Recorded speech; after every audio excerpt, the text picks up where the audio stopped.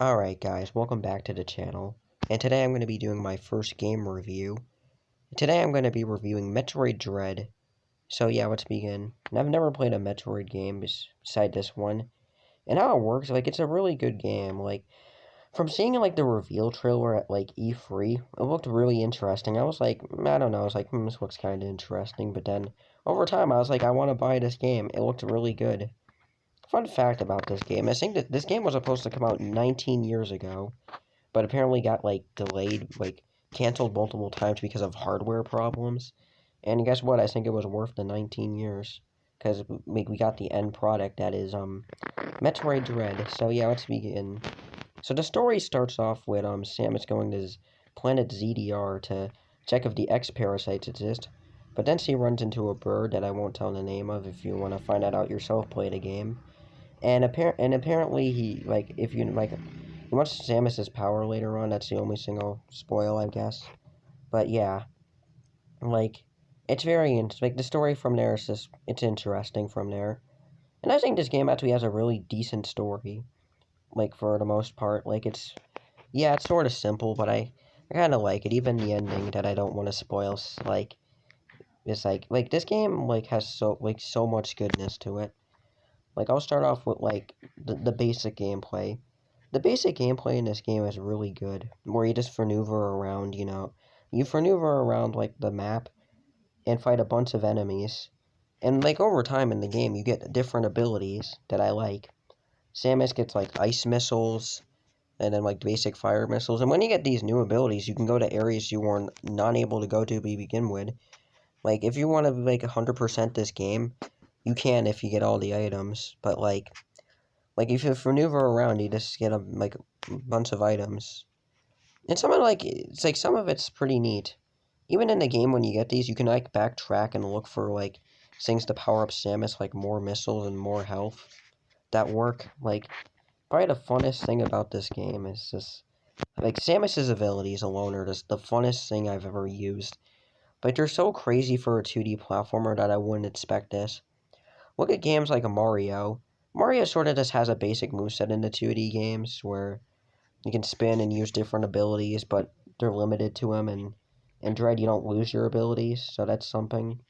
But yeah, as for that, it's pretty fascinating, how everything works and goes together.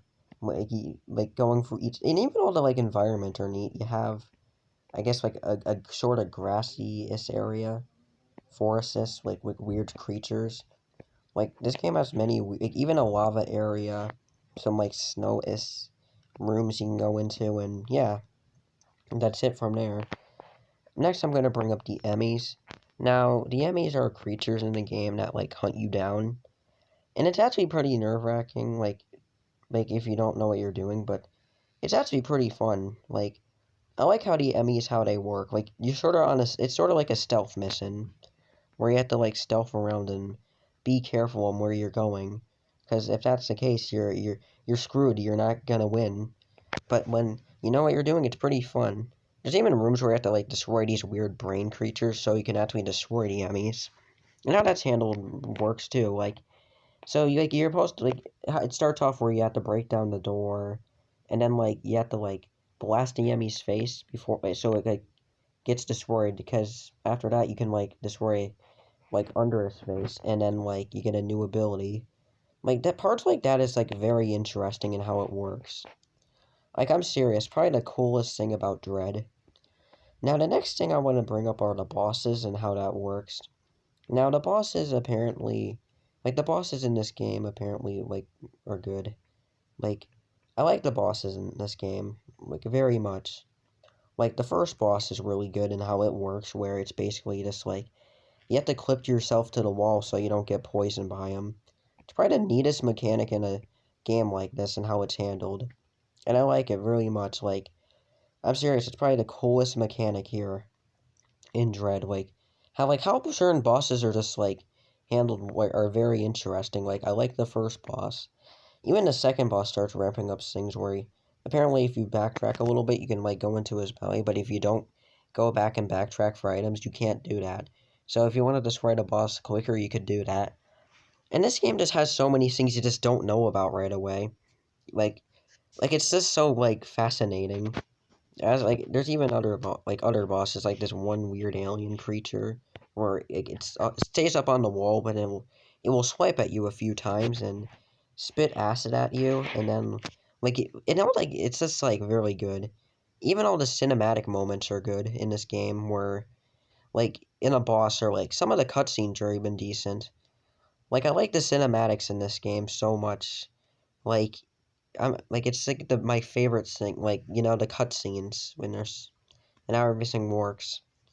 And then like as for like even the last like as for other bosses, the last boss is probably my favorite and how he works. He's pretty hard, but like how he works is interesting. So he'll try swiping at you, and it's actually the crow from earlier I brought up. He'll swipe at you and try to like hurt you, and you have to be really careful, like or you're gonna like die. He has like three phases. Like his first phase, if you know what you're doing, is pretty simple. His second phase is kind of hard because he'll like try to swipe down at you. Like it's pretty hard if you just don't know what you're doing. Like seriously, you have to be really careful and maneuver yourself carefully so you don't like die right away. And then you hit this like, and then his last phase is pretty hard, and yeah. And then in the end, like Samus gets this new like power, and like it's just so like good. I won't tell you what it is, but if you want to know, just play the game and you'll understand the plot. Or just watch other reviews, because I think they'll probably like tell you about it. But like Metroid Dread is just like one of those games that is just like one of those games I think I like on the Switch. Probably my favorite 2D platformer now. Like I thought New Super Mario Brothers 2, like the New Super Mario Brothers games are decent games, but I think this was more fun than them. Samus has like this super like variety of movesets that like are really good with. You have like good bosses, a very interesting story with an interesting ending for the main character, and yeah, like this is probably like the best thing I think like the people down at Nintendo have made. Hopefully we get more. Like I hope this is not the end for 2D Metroid. I want to see more. Now I know there's going to be 3D Metroid, like a new, apparently Prime 4. I've never played that game, so maybe when we get actual gameplay, I'll talk about it. But yeah, as for that, this is probably like the funnest game I've played on Switch. Like really, if I was gonna give this game a rating for like other stuff, it'd be a 9. Oh, and I want to bring up my issue. I thought exploration in this game was a little bit messy. That's my only issue. Like as for that, this game is really good. Like, seriously, sometimes I get lost, but Metroid Dread's a 9 out of 10 game. And yeah, bye.